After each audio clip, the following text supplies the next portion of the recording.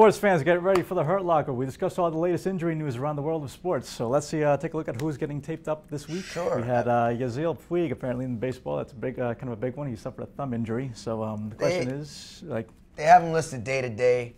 You become a little concerned because of his style of play. It's so reckless. You become a little concerned about, little injury here, a little injury there. He's not on the 15-day, 15-day DL list, so it's not too much to concern yourself about. However, I mean, you got to watch out for this kid. You gotta save him from himself.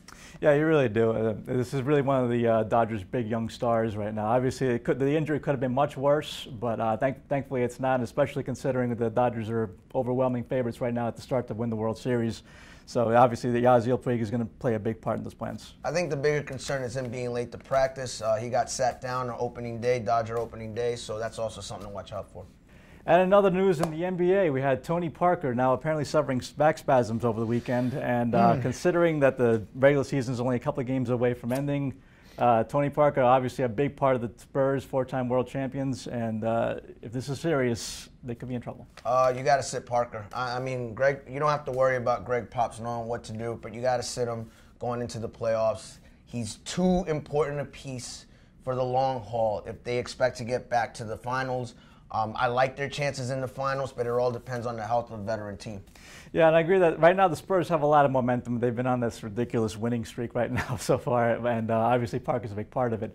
But yeah, overall, it's not about winning the regular season. There's no title for that. There's a title for the playoffs, and you cannot have one of the best floor generals in the game, Tony Parker, being out for the playoffs. Otherwise, that changes the equation. I'm a little worried that this winning streak might cost them the championship, because it's like you put all your eggs in this basket to make this run during the regular season.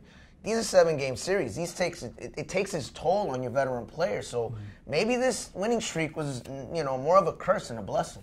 Well, it's going to be interesting to find out. That wraps up this edition of the Hurt Locker. Remember to tune in next week for more on who's getting taped up.